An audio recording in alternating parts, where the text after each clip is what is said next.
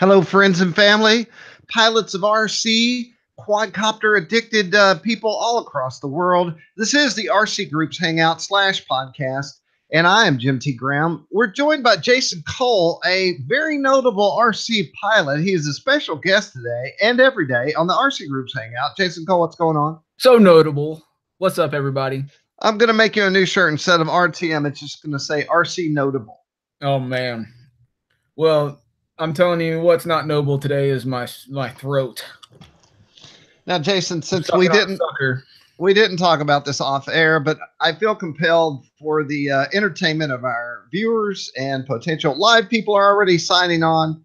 Jason, I'm going to ask you the question. This is not about your haircut because that is my standard go-to. Jason, my second go-to question. Jason, did you visit that family with 37 children again? No, I have not recently. Oh, I think it was wife getting sick. Maybe she visited. You know, I'm gonna have to germaphobe out here for a second. You know, the Jason and I. Well, let's do a couple of things before we go straight into illnesses. First of all, we have a lot of airplanes, quadcopters to talk about today. A lot. I have some videos over here that hopefully we're going to take a look at, and they won't be jittery. They'll actually be fluid. And Jason and I went to the field because the December weather let up for just a second, and we actually had a pretty enjoyable day. I want to thank our podcast sponsor, Hobby King at hobbyking.com. Jason Cole, I'm going to talk about some behind-the-scenes inner workings of RCGroups live here, which is always dangerous. The Spitfire just came out from Avios, a much-awaited airplane from Hobby King. How do you feel about this? Well, this is a new color scheme, isn't it? I think the plane's been out before. Okay. So, I mean, you know, if you're a Warbird guy, you love your Warbirds. And that's why I'm talking to you. I know a Warbird guy because I was at the field with him this week with Jason Cole from RCGroups. And Mike Hines is showing interest in that Spit, and he is the Warbirdiest. Well, you know, who am I to say who's the most Warbirdiest of them all? But have they said that they want to review that airplane? No, and they're a little bit different about reviews on RCGroups. They kind of do it if they do it and don't if they don't. And they've got other people that they send stuff to that are regular users. They tend to like non-official reviews seemingly more than official reviews. But you and I had that conversation, and I forgot about that. That's and I applaud them for their ability to just put it out there to the non-official people. You know, and it took Jason and I aback that we were considered too official to review their stuff. Yeah.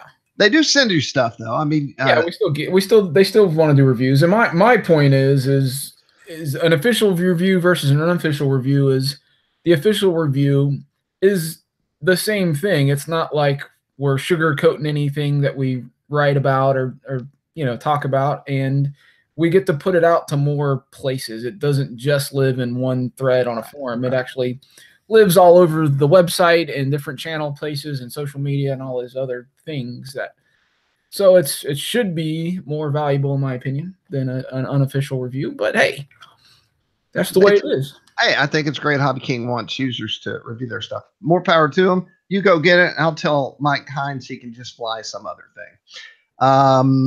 What else? So Hobby King, the sponsor of the podcast. Thank you very much, Hobby King. And today, I haven't done the review yet. I really almost did it first. I've got two reviews up. One is the UMX Pitts S1S, which I have. You can see the very top of the wing right here. And then I have a thing I'm going to talk about. Is that a wing walker on top of the wing?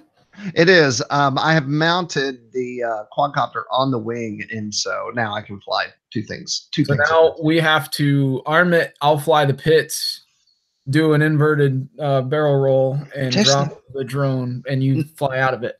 We're not the first to thought of that. I'm sure it's been done, but you know what? That could be like an FPV detachable pod. So you could literally attach that to the roof, fly FPV in this thing, and then maybe have a B pilot, and somebody else flying.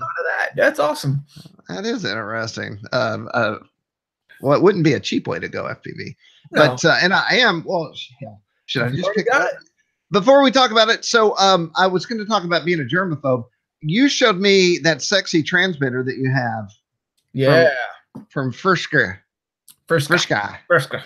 And And then you said, oh, and my wife is sick. And I immediately was like, hand sanitizer, because I just got unsick.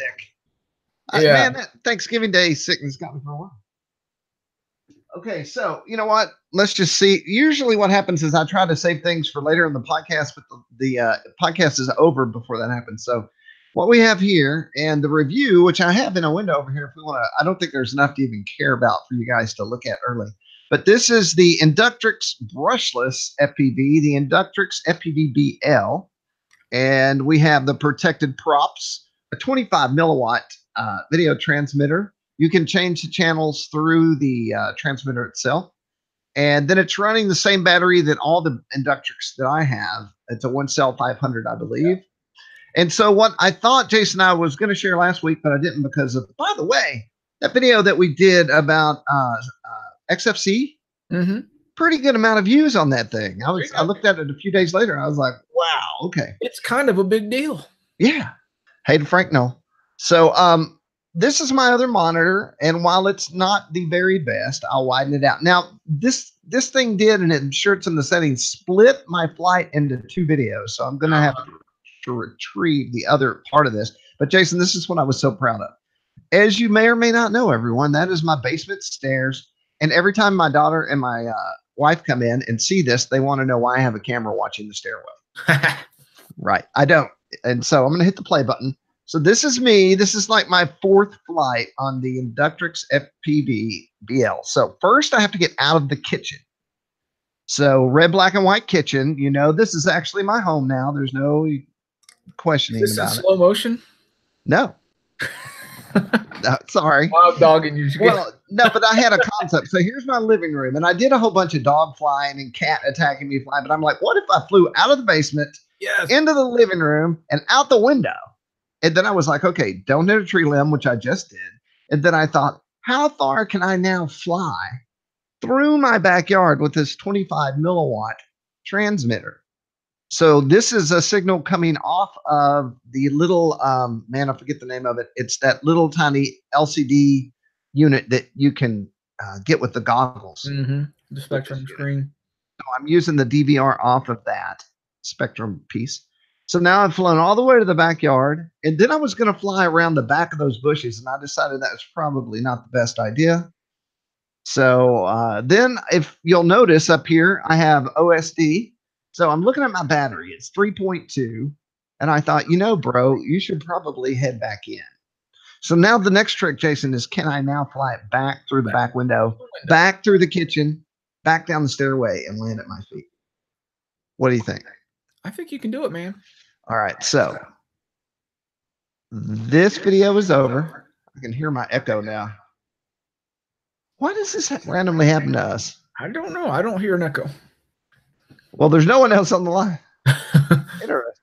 Okay, so this is me, and I'm like, you can do it. Low bat. Low bat.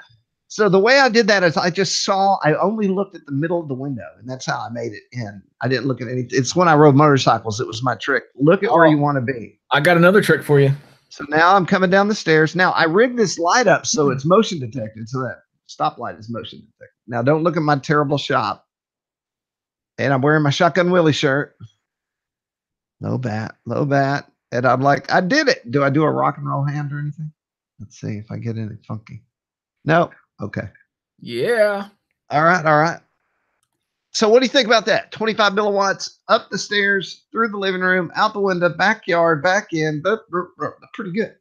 Pretty good. Yeah, yeah. We need to see some more high-speed flight because brushless whoops are like the hottest thing right now. Brushed motor whoops are still very popular. They're still very, you know, suitable, but the brushless ones are just really taking the market by storm. So I've got a video here that I can show you guys from we have a Tuesday night indoor meeting with some guys, and so let's see if I can make this show well. Here's the little track we set up,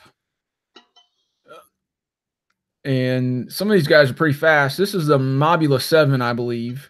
Oh man, I just had an idea. There you go.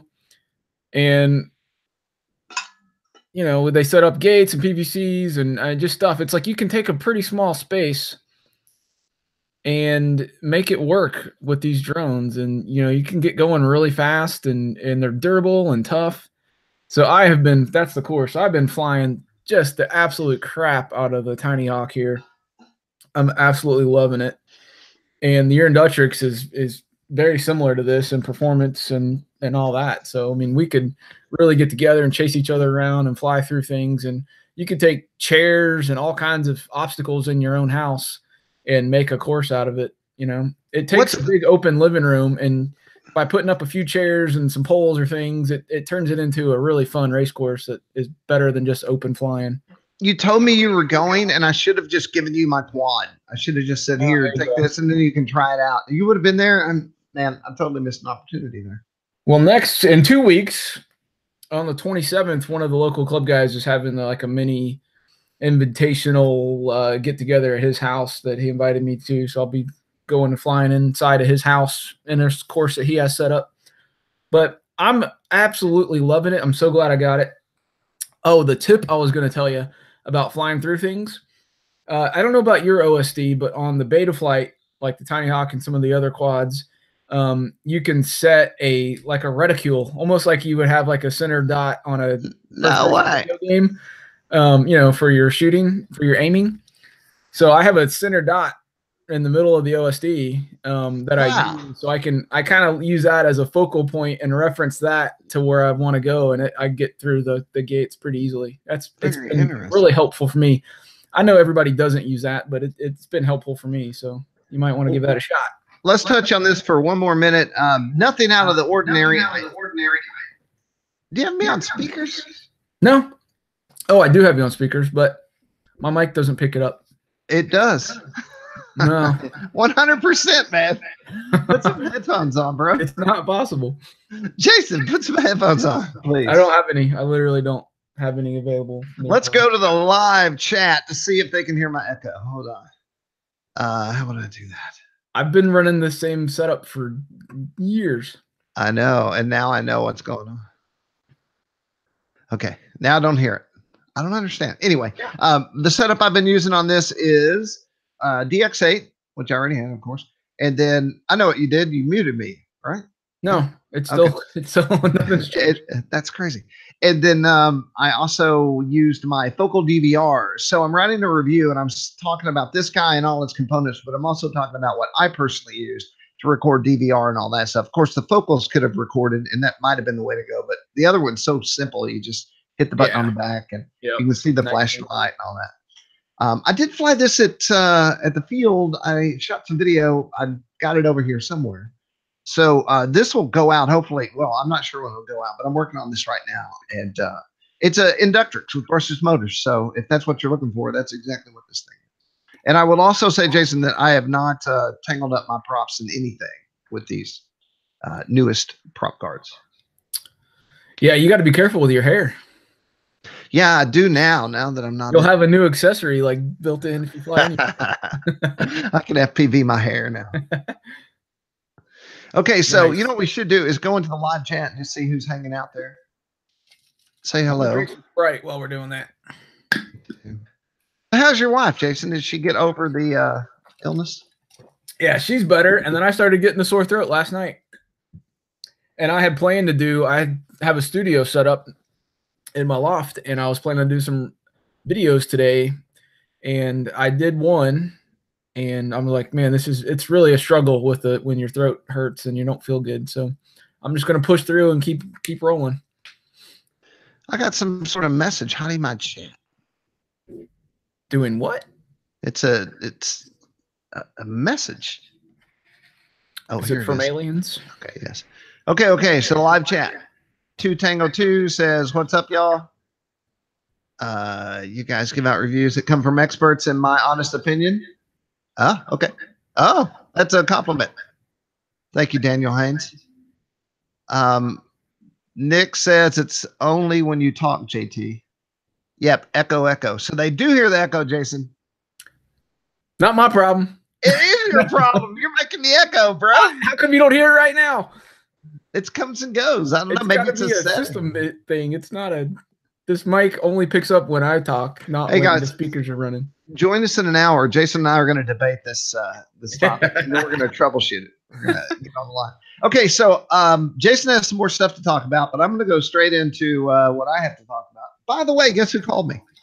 Matt Gunn. Santa. Matt Gunn called me. Matt Gunn, how's he doing? He's sick. That's why he called me. He is working hard. They're keeping that boy busy. Oh yeah. All right, y'all. This is Sexy. I don't know.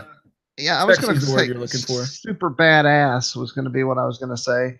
This is the new. I'm gonna go find some daggum headphones for you. This is someone's texting both of us. Hold on. What? Yeah, Nikolai. Oh, Nikolai. I'm in a live broadcast, man.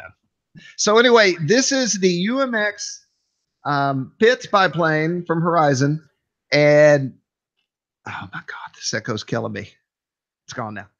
I have a couple of things to talk about the build, and then we also have some videos about the flying and the build. I'm honestly waiting for Jason to bring those headphones back because I think we're jacking up the feed here. Just keep going. I can't. You're getting an echo right now? Yeah. I don't believe you. Well, how have we been doing this for years and now you're finally getting echoes? No, we've been getting them sporadically for From every other people? podcast, but everyone denies it. Okay. Let's set it to headphones. Is this a second favorite hobby of RC pilots? All right. You're going through the headphones? You're All only going through headphones. The echo's gone.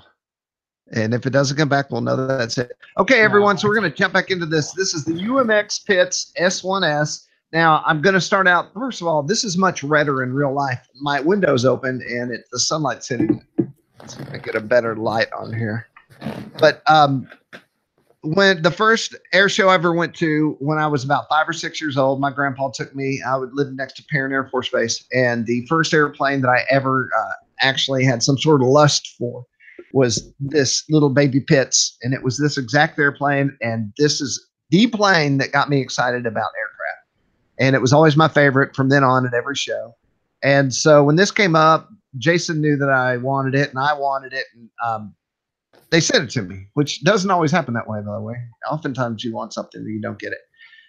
And when it showed up, I was expecting it to be like a Horizon plane. By the way, this is unedited, free flow thought of my experience. So I expected it to be a Horizon plane in the way that we were going to fly the next day. And I thought I would open the box and everything would basically be done. And all I would do is bind it, check the CG, and charge the battery. That is not that's not the case with this airplane. This airplane's wings, for shipping reasons, I'm sure, are separate. The cabanes are separate. The prop and all that stuff had to be put on.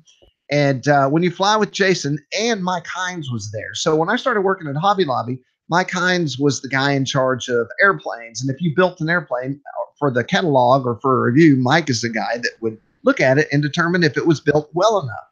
And the first thing I ever built for him was a disaster. And Jason, I said it was like the inspector general was going to be at the field when Angela's like, "What are you doing? Why is this taking so long?" And I said, "Mike's going to be there." So, Mike, definitely, I'm not giving any negative vibes here. I'm just saying I know that you have a high level expectation. And so I had to build this thing a little bit. It's not an RTF pure. It's a sort of ready to fly. And the one thing I'll say to everyone out there, if you're only going to listen to one thing about this Pitts and then you're going to sign off, it's about the cabanes. So I took pictures. It will be in the review. The wing has plastic pieces right here, and they have little nubs. Look just like that, and they come up. And this cabane, it would fall off if you didn't hold it on. It goes on it. And then you can see, well, can you see? Let me see. You can see this pin right here. And so what happens is you hold the cabane and then you slide the pin into the front of the cabane and then through the eye of the plastic piece in the wing. And let me tell you something. Those two things do not match up. And so the first one, I can't even tell you the words I was saying or the thoughts I was thinking. I felt like I was doing RC penance for all the bad things I've ever done in RC or shortcuts I've taken. I was paying for them with these cabanes. And so my tip to you is do not push the bottom of the wing in an effort to get it to come up here, because that won't work and you'll jack up your wing. The only thing you can do is firmly press on the cabane where it's plastic.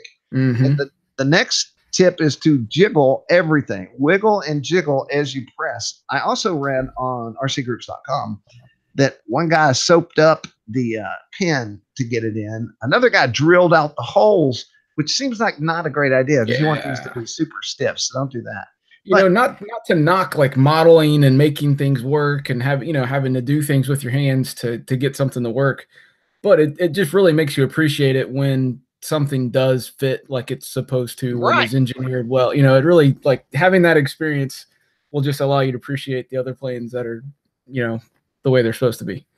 Well, the feeling that you will get, I think, is you're going to feel like this isn't going to work. I can't do this. I read about a guy who sent one back because of this. And so I felt that way too. I felt like, can I get these on? Is this a defect? But with enough wiggling, jiggling, I got every one of these on. I'm not joking. It was an hour I tried to do this. Wow. So the frustration level was high. So don't give up and just wiggle and jiggle. I'll put that direct. And then the bottom of the wings. That's the title. Wiggle and jiggle. Jim Graham wiggles and jiggles for 1 hour and cusses furiously. The bottom of the wing has a little nub that pops out, and it's just kind of like an RC car body connector. And then I don't think you'll be able to see it, but at the bottom of the wing up here are the 2 more of those. And so these are how they connect. So theoretically, you can pull all this off. I don't think anyone in their right mind will ever take these wings off once they actually get them on. And I want to say, this is the perfect, I mean, big airplanes are awesome, but for a medium, small sized airplane, this is the perfect size, I think, because I'll let Jason speak on it here in a little bit, but it's little enough to be it's not big at all, but it's big enough to have some weight. And this thing does feel heavy in the hand, but it doesn't fly heavy or stiff, which was something I was kind of scared of. And once I got in the air, we'll talk about that when we get there. It feels, it's got some weight to it, so it can penetrate. The prop and all that stuff, I wanted to make sure I had them fly off, and I didn't want that to happen while Jason was at the sticks. And so it all went on very easily. The landing gear is held on with 3 metal screws here, and I did use some thread lock, not a lot, just a little bit. You know, just in case. And we did bounce this thing up and down the runway more than a few times, and the landing gear held up. The wheels make a satisfying sound. Oh, my headphones are about to go out. And then here's the tail wheel. It tracks straight. I thought maybe I'd have to bend it or something to get it to track right, but it did fine on the runway for me. And all the linkages, I did have to adjust some linkages here and there, and I eyeballed it and made sure it was all right. And of course, the top ailerons are connected to the bottom ones. And then we'll take top off. So here's our scale pilot and moderately scale, pretty damn scale, and a nice little cockpit area. And then in here is where everything lives. And then the interesting part, yes, the battery's unplugged. I'm the king of doing that. Is this battery lives on a tray like this. And I did put Velcro on there because Jason and I keep learning our lessons about that. And then this, I can't put it back in and do this camera at the same time, but there is a slot, and this slides in the slot. You can kind of feel it lock in. And we flew the crap out of it. I'm sorry. We flew the teeth off of it, and it didn't dislodge or anything like that. So overall, it's a great looking bird. And then we'll go look at some video and we'll discuss flying it. It flies on a 3S 2200 and a 4S. And I flew it with both. Jason flew it with both. And so let's rotate the camera around and hit the go button. Jason, feel free to chime in here. Ding, ding, ding. If I chime in, you won't see your video. I locked you off. There you go. So this is 4S. Yeah, so it's highly aerobatic. Like Steve was in there asking about flying it indoors in like a three basketball court size area. I'm like, nah, I don't think so. It's gonna have to be majorly huge, like a like the indoor driving range or something that's under one of those pressurized domes. And even then, it's probably going to be pretty tight feeling because it's not a micro, it's not a park flyer, it's an aerobatic, medium sized foam airplane, and it flies extremely fast. So you're not going to really be able to slow it down to do indoors very well. But aerobatically, it snaps great. It rolls really fast. It's got extremely fast roll rate on high rates. Plenty of elevator. You can hover it a little bit. It takes some finesse and tweaking. I didn't really do it that much. Some of the guys said another guy had one there and they said he was able to do a blender. I tried a few blenders and didn't quite feel like it had enough rudder to do a blender. But it would knife edge really well, really stable. Knife edge flight was easy to do. One thing you said though is you felt like it needed more rudder. Yeah, that's what I said. It's like you could use more rudder for a blender, but for knife edge it had enough. So it's just kind of one of those things you can tweak it as you get used to it and make it do what you want it to do. I did a high rate. Let me turn the audio off here. I did a high rate and a low rate at 70 and 100%. And some of the surfaces at 100 actually were overextending, meaning that they were only going like at 90% was the end of the band of getting the full range of that servo. Yeah. But like the ailerons, I got up to 120 and they would actually go up a little bit more. And so I feel like there's got to be more room in that servo than what I was seeing, but I'd have to get in the radio and see. It's a mix of mechanical and electronic adjustments. Can probably figure something out. But well, maybe first I would start with the control arms and make sure I'm getting everything throwing as hard as I can. So one thing that we were trying to do was landing. And so Jason, my theory was that it needed speed. What's your theory? It was tricky. I mean, it wasn't hard to land. It was hard to land it like in one, no bounce landing, like a nice landing. You can't really wheel land it.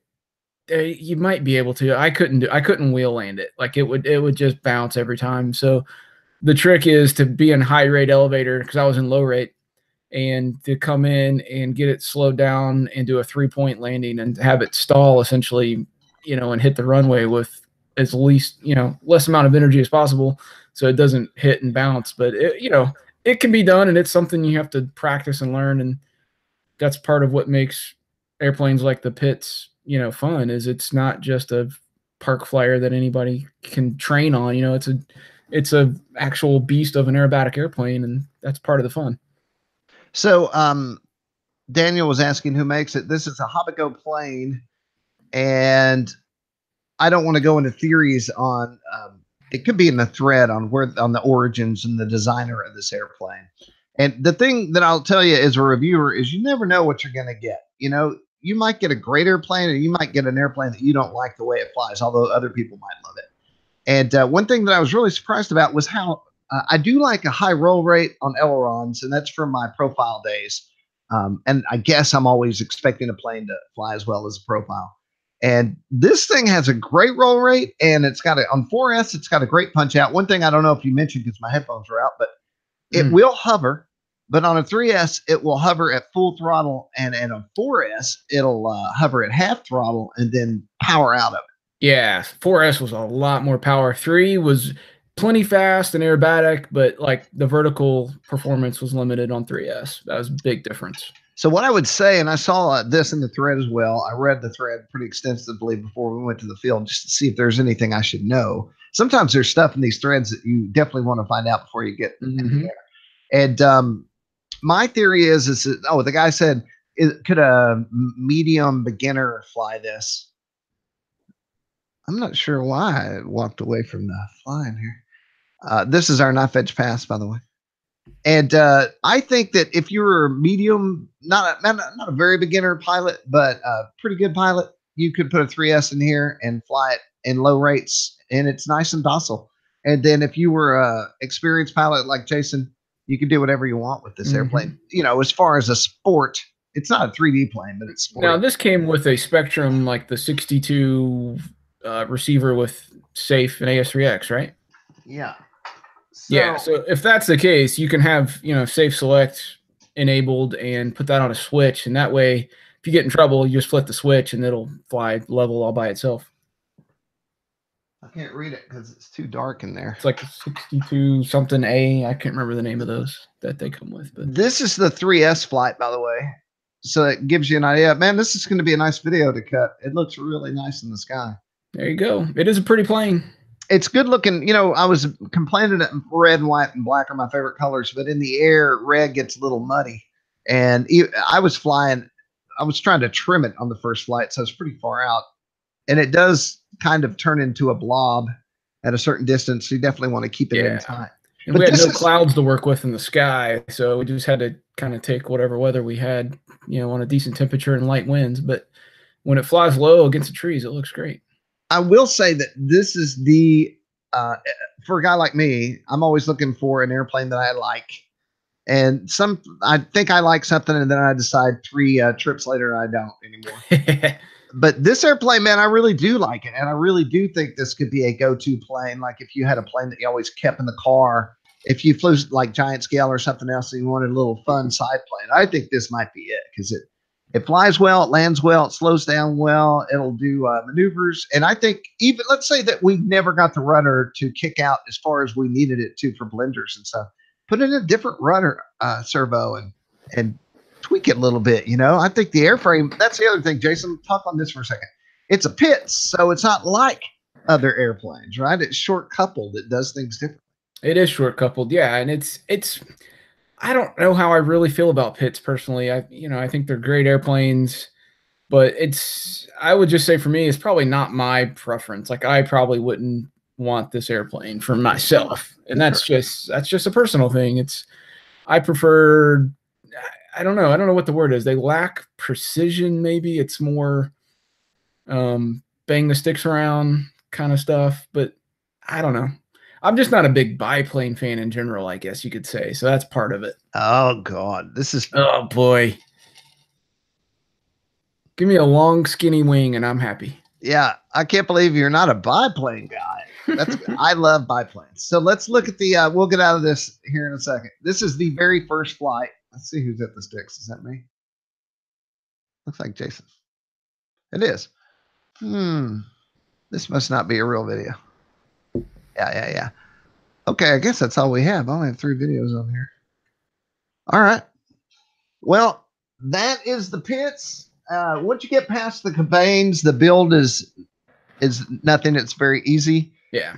And I think it looks awesome. And I'm a huge fan of the way it flies. And if you're into sport planes that can almost hover, this thing's it. I also read, and tell me what you think about this, Jason, that they felt like the gyro on board it wasn't very intrusive. Like it was just barely on with this airplane. Yeah, I mean, that's the thing with AS3X, and it's pretty much always been that way. It's so unintrusive. It's not like a thing that flies for you, right? That's what Safe Select would do. It would auto level and limit your banking angles and pitch angles and kind of fly the airplane for you when you let you off the sticks. But AS3X, it's just it's hard to describe. It's stabilizing. People, I mean, everybody knows it now, but yeah, it doesn't get in the way of you flying. It just helps it smooth everything out. Yep. So stay tuned for that review. I'm not sure when it'll come out, but I am going to plan on working on it. What's the day? Thursday? Maybe I can get some things done tomorrow too.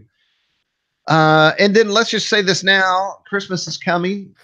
Next Thursday, Friday, I think Jason and I are both off, and I'm headed to Mexico.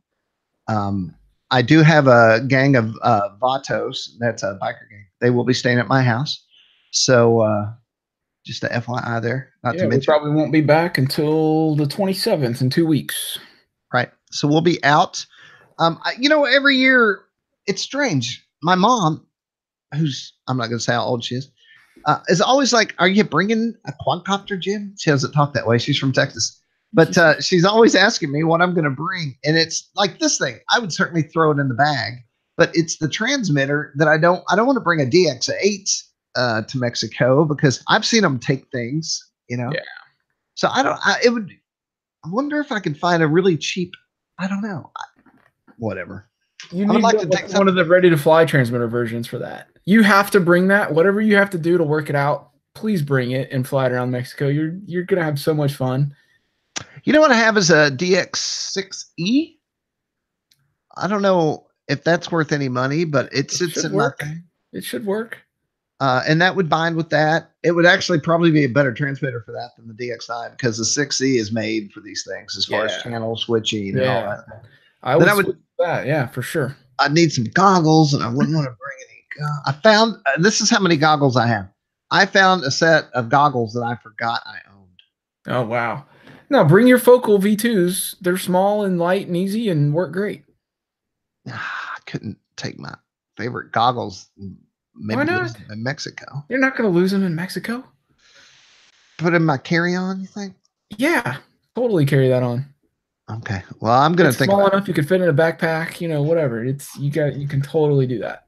Well, you think we're done, everyone, but we're not done. Jason Cole has stuff to talk about. Somebody just said, did you feel the quake? Must have been an earthquake around. I saw something that just happened. Tina Schroeder posted about that. She actually has, Tina is at Clover Creek, and that's in Toon, Tennessee, which is outside of Memphis. You know, Memphis, isn't Memphis on a fault line? I might be close, yeah. Okay, a couple of things I would like to ask of you if you're online right now. We have a pretty good amount of online live viewers. Click the like button while you're watching. I want to test some theories on how we can get more views on our videos and get them ranked higher for more people to see them. So click the like button. And then also in the comments, if you have a feeling, tell me if you think, and it's probably impossible, tell me if you think I could FPV this bike. Like, I don't think I could FPV out of the cockpit with all these struts and stuff in the front, but maybe I could FPV off the top wing or something.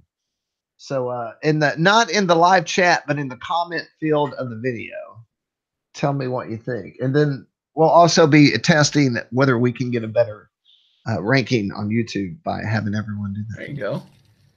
Yeah, Nick's a little can't believe that you're not a biplane fan. I know, I got scolded by him. Sort of knocks you right out, probably knocks you down to a B ranking now in your RC credit level. You know what? We all don't have to like the same things. It's okay. Speaking of little and fast. Speaking of little and fast, guess what accolade this airplane right here has? It's the pointiest plane you own. It's the UMX F-27 Evolution, and it just so happens to be E-flite's fastest prop-driven UMX airplane they've ever put out. How cool is that? What's the MPH on that THI? Oh, I don't know. It's not very fast. I mean, it's fast for an ultra micro, but it's not like 100 miles an hour. It's 50, 60, maybe. It doesn't feel crazy. You know, I wouldn't call it a speed plane, but it's definitely the fastest micro, you know, that they've done. So I get that. But yeah, this is their new version. It's got the rubberized nose. You know, you can squeeze it and nice crash into things and not worry about it. Be sure and do that in your video. Oh yeah. Ding. Ding. Yeah, I'll record the sound from one of my door stops. But it, you know, brushless 180, 3000 kV motor, little bitty prop, Elevon control, nice contrasting color scheme, blue and green. Easy. It's pretty easy to tell the difference. You got a little handhold on the bottom. See if it'll focus on that. There you go. Yeah, so you can grab it right there and chunk it into the wind. And it's got a magnetic battery hatch, and it fits a 3-cell. I think it also said on the box that this is the first 3-cell ultra micro as well, but it's a 3-cell 300. That battery is funky. It is tiny and squarish, but it fits and it flies for over 5 minutes. I've actually flew the first flight for 5 minutes, and I was flying kind of slow for most of it because we were taking pictures, and I landed and had 55% left in the battery. Wow. So I was like, dang, they actually understated the flight time. You can probably get 8-9 minutes out of this maybe if you're real conservative with it, but probably more like 5 minutes at a lot of full throttle. But it handles well, loops and rolls and inverted and, you know, blasting around real low to the ground, real small. Doesn't need a whole lot of space, but you can fly it in big space. Lots of vertical power. And what else? It does have safe select, so you can put that on and do that. I actually launch it without power on, and even being a lefty, I could throw it on level ground and have enough time because it's so light and the glide ratio is so good that I could throw it, have time to get my hand down on the throttle stick and blast up and fly without having to risk my fingers, because that prop is right in the zone if you don't do it right. So I recommend not throttling up before you throw. Hey, E-powered RC, I agree. So I own that Kike UMX with rudders, and ultimately, like a year or two later, sold it. But that was right before I got into FPV, and I think that striker with rudders would be an FPV dream come true. Oh yeah, those spins and that thing were awesome. Well, the thing about we're side channeling here. I'll jump right back in the rut. My beard. I'm gonna make a beard out of this. You can wear that. Is when you're in the goggles, I'm always using rudder to correct, and there is no rudder on a wing usually. And so the thing about the strikers, it actually did have rudders. That's right. And then the other thing I flew is behind me. It's too big to bring up here, but the Night Radian, it's the flight test approved. Now, a little bit of controversy here. I don't like the color scheme. It's just me. I apologize if you like it. It's, I don't know. On a sailplane, you got the logo. It's a cool logo. I'm not bashing the logo. I just don't like that black and white logo. I don't know. It just doesn't look good to me on a sailplane. So I like symmetrical. Give me some swooshes or some swoops or lines or something. But that's not really what this airplane is about. This is the Night Radian, so it's got the lights all in it. And I got to say, I've seen it before. I actually saw Matt fly it, the prototype. And I was like, hey, that's pretty cool. It's a Night Radian. I was like, cool. But when I got this thing and fired up the lights, it's actually got a controller in it. There's 3 buttons. The outside buttons will go one way through the cycle and go the other way through the cycle. And then the middle button, you can control the speed. And so you can scroll through and it'll do different lights and flashes and all these patterns, and you can control the speed of how fast that they operate.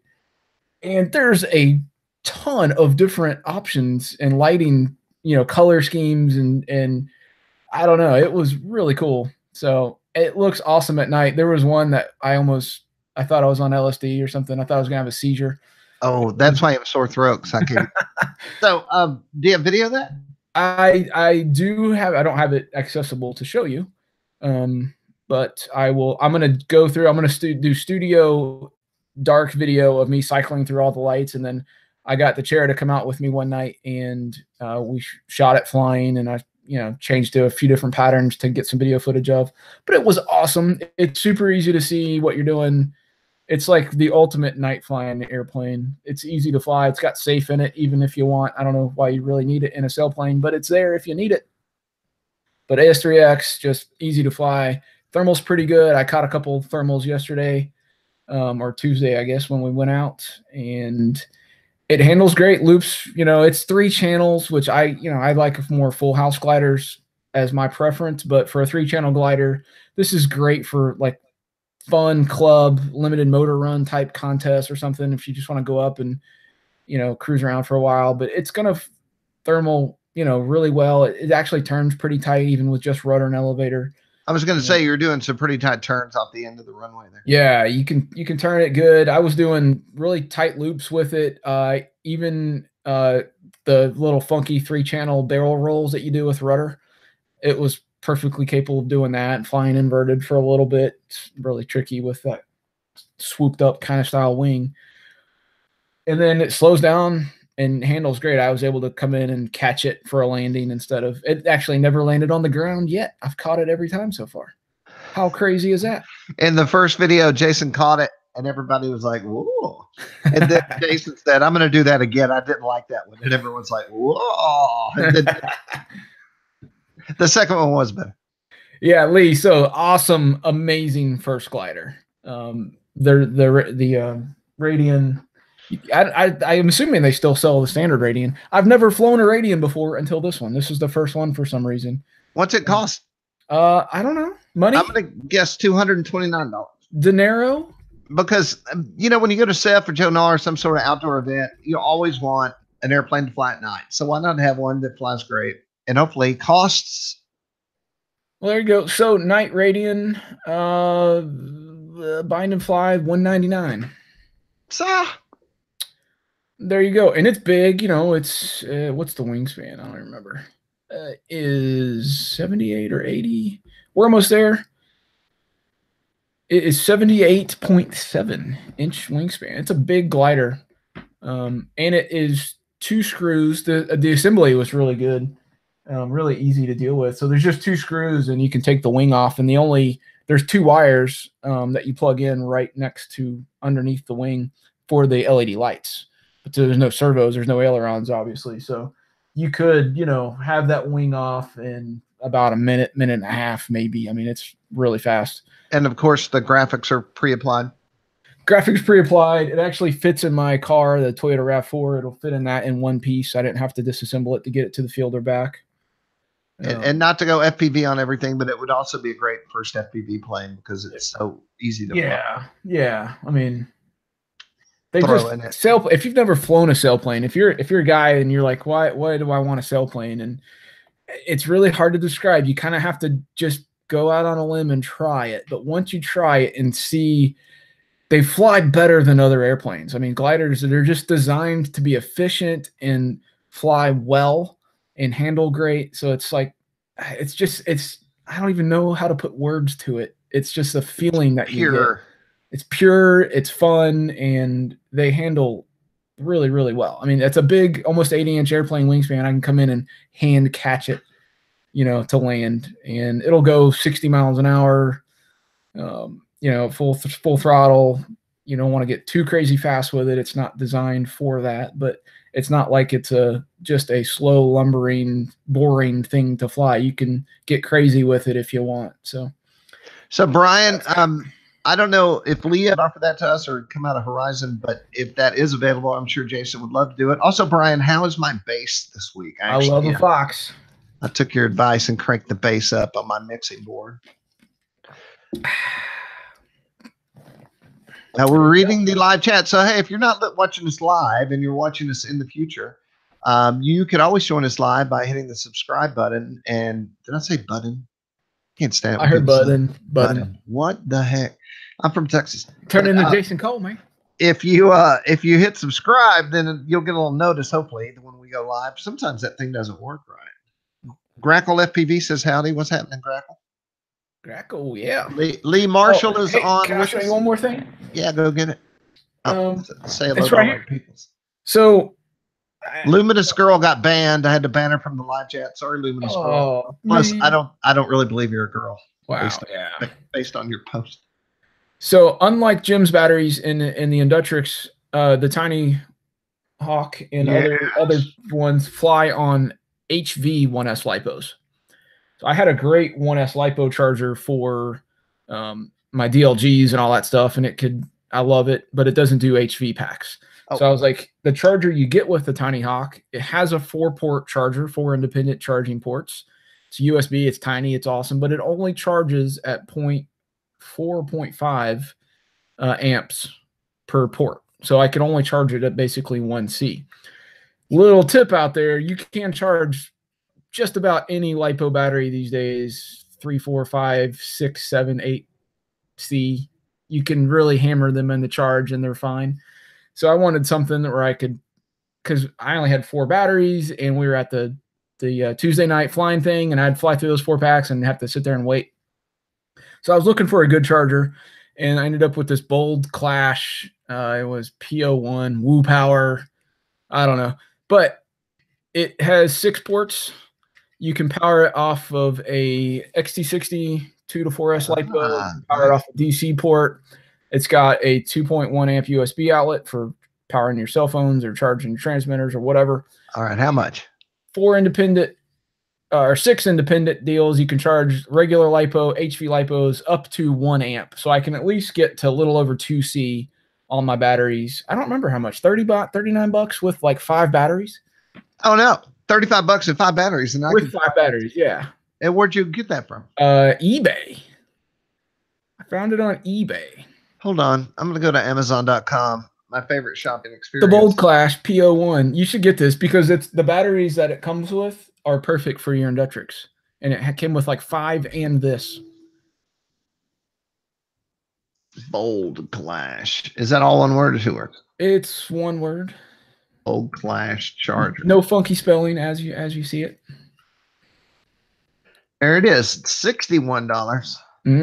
I'll have to send you my eBay link. Free shipping. For I don't see that comes with any batteries either. Yeah, if I were going to go to Mexico, that would be something I would need. I have a hot pack that I could power it with. Yeah, man. So I'll send you the link. If anybody else wants it. Yeah, it was the BWhoop B06. What does it say? Yeah. They called it the B06. Clash. Yeah, $29.99. It came with a battery adapter, XT60 to Dean's, a battery strap, 5 of the 3.7 volt, 450 milliamp hour ADC discharge rate LiPo batteries, and the charger for $29.99. They also have a FPV pod here for $19 and a bunch of other stuff. Bold Clash charger. So all that to say, don't buy a charger if you're buying a charger that only charges at 1C for your little 1S batteries. Yeah, these are like $16. What the heck? I'm sure that's without batteries, but I don't understand. Yeah. $61 on that. No, because people don't know. Somebody will probably buy it for that and they'll make a killing. But well, I'm going to buy one. I'm going to commit to it. Out there, people. Yeah. Be informed. All right, Jason, where are you going for Christmas, my friend? I'm staying here, man. I'm going to be tiny hawking it in the house. You're not going to Boone or any of those? We did Thanksgiving in Boone, so we planned on having Christmas at our new house. Now, did anyone at Thanksgiving get mad at you? For what? Well, for having to talk to me every 3 minutes. No, I pretty much handled it with little interference from other people. So yeah, it didn't. I mean, yeah, it was kind of a pain, but we got through it, and we're still getting through it. Yeah. Well, yes, we're still getting through it. We're still working on things. We're still having a search issue, and Jason and I are being diligent and firm, trying to get all that stuff working for you guys. We certainly are not going to sit back and not let it work. So just don't think that we're just sitting around. We're hammering it just like Jason hammers his 1S LiPos. I'll post a link to that here. Yeah. For the guys in the chat that are asking. I see one thing for $30. So let's click and see if there's any batteries on it. Because everyone loves a deal. Let me see if I can get the link off this eBay thing. You know, it's bad when the live video broadcast is turned to finding a charger that we don't like. All right, well, I'm going to look. Well, it's gone. Okay, I've lost my live. It was from Seller Y'all Store. That's an interesting name. Items for sale. Here we go. Let's see if I can find it again. Yeah, that is not what I'm looking at. Okay, everyone. So the concept is I have 2 of these Inductrix. Actually, they both run on the same batteries. I have the one from last year and this, so I'd bring both of these. My batteries, half of my batteries don't work anymore, which I refuse to let them go for some reason. But I'd get new batteries, get this charger. I get the DX6E, which wouldn't break my heart because it's not like $400 or anything.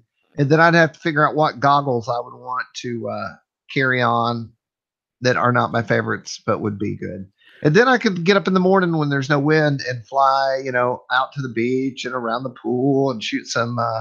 I could use the goggles, the very stock Spectrum goggles, but my eyes can't see in those. So I'd have to figure out a way to make that work.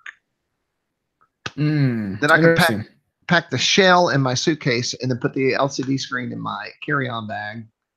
And I'll work on that. That could be my little project. Because, Jason, I don't have enough projects. Speaking of projects, my daughter, for her boyfriend, wants to tool an ornate leather folder. Say that again? Okay, so let's say How does that work? Right. How does that work? I don't know. This would be, I said, that's like saying I want to do a Picasso real quick. It took me a year to learn how to do it. But I've decided I'm just going to give her a piece of leather and just see what happens. I mean, wow. Okay. That'll be interesting. Yeah. Good luck. Make me snort. So you're going to be home. I'm going to be gone. And if I'm lucky, I'll get some Mexico footage. So I will work hard to see what I can do for you guys. It would be awesome to bring that back to the first podcast after Christmas. And I can do a little video montage of me flying around, maybe the ruins, which is what they say.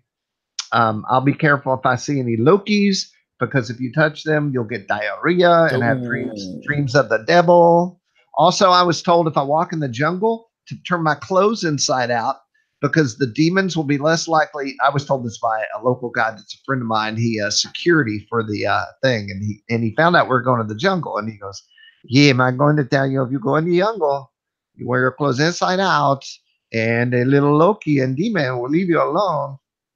And also, if I swim in a cave, he said, if I see any statues in the cave, not to touch them, because they're like little babies, and at night they come to life and they break things. And if I touch the statue, that's when I get diarrhea and I have dreams of the devil. This is all. Oh my gosh! Pro tip. It's all on YouTube. Pro tip right there, man. I can give you a link, and you can watch it and listen to my guy tell me all this. I recorded it. That is crazy. Okay, I can't see the live feed. If you'll look at that before we jump out of here, Jason, to see if there's anything we need to address. I think we're good. They found the charger. I sent them the link on eBay. It was actually, I found it without the batteries for $14.99. I want the charger. Did you not find it with the batteries? Because I stopped looking. Okay. Well, we can do that in the future. Yeah. Because I want those HV batteries. Well, these are non-HV batteries that I got with this one. Oh, well, what kind of flight times are you getting with them? I'm flying 3 minutes. Okay. Well, I've got the Spectrum charger for non-HV, and it's a high-end Super Duty. Dude, I do charge at 1C, and I have my whole life. Are you saying that maybe I should change my lifestyle and start charging at 3C? I'm just saying, if you're in a hurry, crank it up. Right. It's not going to be a problem. Now, I have these 1S batteries that are basically been flown a handful of times and on quads that turn themselves off at a certain voltage, right? And yet these batteries immediately go from 4 to low bat. Yeah, they could just be damaged internally, just be done. I have some really expensive batteries that are the same way. They've got like, this is old news, bad cells and all that stuff, but it's really hard for me to throw them away. Mm-hmm. Yeah, they don't tend to last that long. Okay, good to know. They're not expensive. So might as well just hammer them and get them, use them when you want them. Well, let's go through the collection of things I need to say. And one of those is thanks to our podcast sponsor, Hobby King and hobbyking.com. I know that they are having some Christmas deals right now because I've been watching it. They also made an announcement about the Spitfire this morning. I saw that go through. What did I do? I think I did a story on something. So go check out our news feed and look at some of that. Also, we had a mass email go out yesterday that you might have received with some news story. Oh, shoot. There's a contest for an FMS ducted fan jet. And you can find that at the top of RCGroups. Go into the magazine link or go to the ducted fan jet section. It's sticky at the top. That is going to end, I believe, on the 16th. And I'm the guy who should know because I made that contest with Leo. Thank you, Leo, from FMS. Always, man, I ping that guy and I say, hey, Leo, let's do a contest. He always says yes. That's the kind of guy that we should all appreciate, supporting not only the hobby, but us and RCGroups and you and whoever wins that airplane. Jason, have a great, I'm sure I'll talk to you, but everyone have a great Christmas holiday, all the things that you're going to do, being with your loved ones and all that good stuff. We sure appreciate y'all hanging out with us on RCGroups. Hang out. And be sure to share and like and do all those things. Jason, anything you'd like to say? Yep. Merry Christmas, y'all. We'll catch you on the flip side. All right. I'm going to hit the button. And Matt Gunn wanted me to pass a message to everyone, and that is to simmer down now.